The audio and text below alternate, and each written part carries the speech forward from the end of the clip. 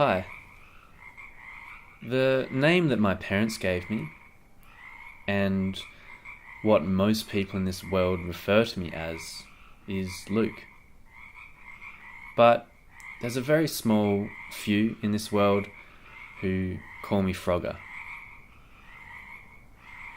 There are various adaptations to this name. There's the Frog, Frogsy, Froggatron, and it's this nickname that's got this longevity in my life, but it's also this name that the inciting incident that surrounds it is slowly getting lost, even for me. It was this really small event that led up to it. It's insignificant and uninspiring, but somehow it's brought to life this name that's stuck around until now. When I meet up with these old friends, they greet me with this: Frogga, Frogsy, Froggatron, the Frog.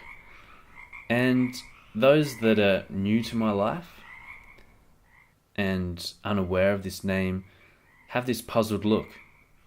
They kind of glance around at each other, and inevitably they turn to me. It might be a while later, and they kind of whisper, "Why the frog?" And there's all these places I could take them. I think they want to hear that maybe I ate a frog, or that I can jump really high, or maybe I make strange noises when I sleep. And sometimes I play with that.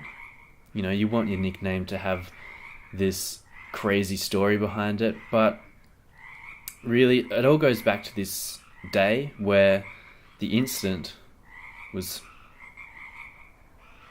tiny. It started like any other old day for 13-year-old me. I got a text message from some friends who were out the front of my house, and they wanted to hang out, so I chucked on some clothes really quickly and walked down the driveway and met them outside.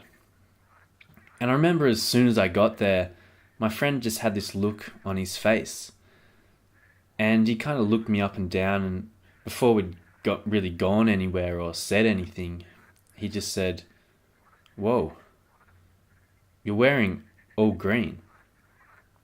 And I kind of looked down at my shorts, and yeah, they were green, and I had this green shirt on, and I was like, yeah, I just chucked it on. And then there was this other pause, and everyone was waiting what he was going to say. And he said, "You look like a frog." And so everyone found that pretty funny. There was this inevitable laughter from 13-year-old us, but we moved on pretty quickly, and we went about our day just like any other day. The name was mentioned a few more times after that, but somehow from that tiny little moment, it just managed to stick around. And today, over 15 years later, I've still got people in this world that call me Frogga. I guess it's really not that bad. I mean, Frogga. It's not the most masculine name ever. I'm sure it's not really impressing anyone. And it's definitely not intimidating.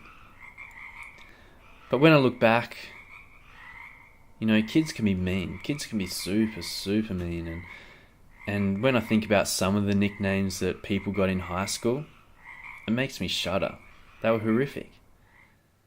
And so I think I came out pretty unscathed, and even more so, I think it's this name that I've kind of taken on now. And so I know that many people don't know where it came from, and I know I get these weird looks about it, and I don't especially feel like a frog at all. But just the sound, the name, it makes me feel good. It kind of has this nostalgic presence where I remember those friends, and I remember the place and that moment where it all happened, and that makes me feel good. And so despite all those strange looks and the many times I have to explain it, I think this is something I'm proud to have. It's something I don't want to lose. And I'm happy that I wore those green clothes.